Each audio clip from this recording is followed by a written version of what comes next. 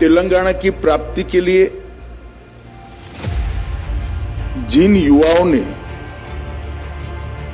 अपना सर्वोच्च बलिदान दिया था, करीब करीब 1500 युवाओं ने दिया था, उन्होंने तेलंगाना की भविष्य की पीढ़ी के लिए अपना सब कुछ बलिदान किया था।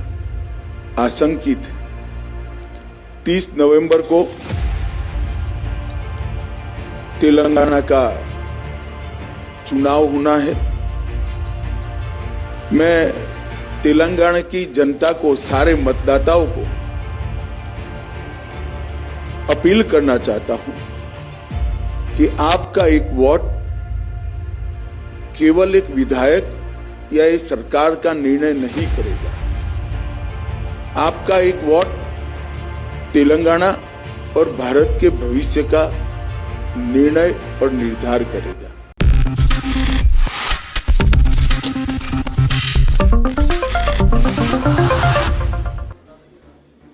प्रेस वार्ता में स्वागत है। हम सब जानते हैं आने वाले दिनों में तेलंगाना विधानसभा के चुनाव होने वाले हैं। ये चुनाव तेलंगाना राज्य के लिए और तेलंगाना के सभी नागरिकों के लिए बहुत महत्वपूर्ण और दिशा दर्शक चुनाव होने वाला है, क्योंकि एक लंबे संघर्ष की पृष्ठभूमि में तेलंगाना की रचना हुई। अलग तेलंगाना राज्य की मांग में तेलंगाना प्राइड के साथ साथ खुशहाल तेलंगाना भी एक मुद्दा था। और 10 साल के बाद जब पीछे मुड़कर देखते हैं तो रेवेन्यू सरप्लस स्टेट से लाखों करोड़ों का ऋण आज तेलंगाना स्टेट पर है। तेलंगाना की प्राप्ति के लिए जिन युवाओं ने अपना सर्वोच्च बलिदान दिया था, करीब करीब 1500 युवाओं ने दिया था, उन्होंने तेलंगाना की भविष्य की पीढ़ी के लिए अपना सब कुछ बलिदान किया था। आज युवा बिल्कुल निराश खड़ा है। किसान, दलित, बैकवर्ड्स बिल्कुल निराश खड़े हैं और सभी लोग तेलंगाना के भविष्य को लेकर आशंकित हैं। 30 नवंबर को तेलंगाना का चुनाव होना है। मैं तेलंगाना की जनता को, सारे मतदाताओं को अपील करना चाहता हूं कि आपका एक वोट केवल एक विधायक या एक सरकार का निर्णय नहीं करेगा। आपका एक वोट तेलंगाना और भारत के भविष्य का निर्णय और निर्धार करेगा। इसलिए सारी पार्टियों के परफॉर्मेंस के इवैल्यूएशन के साथ आप वोट कीजिए और मुझे भरोसा है कि तेलंगाना के सुज्ञ मतदाता जब ये पृष्ठभूमि को चेक कर कर वोट देंगे तो निश्चित ही तेलंगाना के मतदाता की पसंदगी कमल निशान पर होगी, मोदी जी की भारतीय जनता पार्टी पर होगी। ये 10 साल में बीआरएस ने एक प्रकार से करप्शन के अलावे कोई उद्यम नहीं किया है।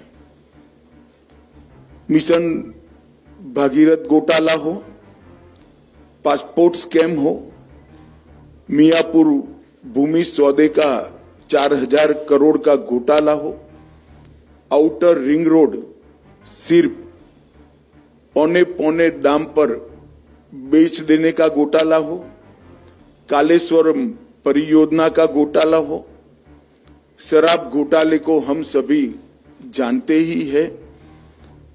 ग्रेनाइट घोटाले में कितना मनी लॉन्ड्रिंग हुआ वो कोई छिपी बात नहीं है।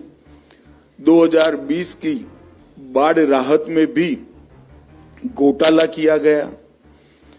के रिपोर्ट से स्पष्ट हो गया है कि मिशन काकतीय में 22,000 करोड़ रुपए का बजट समाप्त होने के बाद भी सिर्फ 65% काम हुआ है। और बीआरएस के कार्यकर्ता दलित बंधु जो 2 बेडरूम हॉल किचन का स्कीम है उसमें भी उगाही कर दलितों से पैसा लेते हैं। ये सारी बातें आज तेलंगाना की जनता की जनमानस में स्थिर हो चुकी हैं और तेलंगाना की जनता मानती है कि केसीआर की पार्टी बीआरएस ने यहां पर घपले, घोटाले और भ्रष्टाचार की सिवाय कुछ नहीं किया। किसी भी सरकार की क्रेडिबिलिटी, इसकी विश्वसनीयता, उसने अपने जो घोषणा पत्र घोषित किए हैं इसमें कितने वादे पूरे किए हैं इसके आधार पर होती हैं।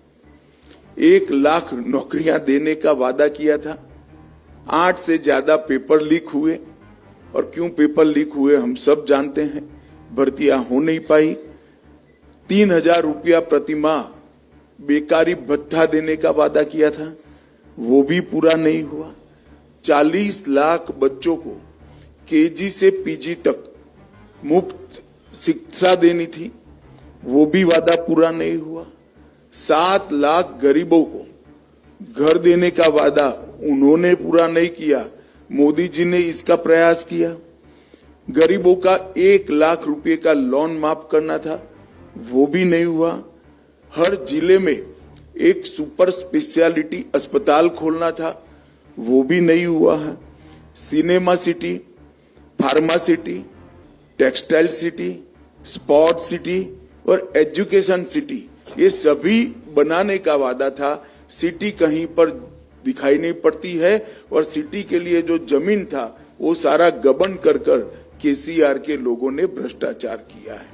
इसके दूसरी ओर भारतीय जनता पार्टी की नरेंद्र मोदी सरकार ने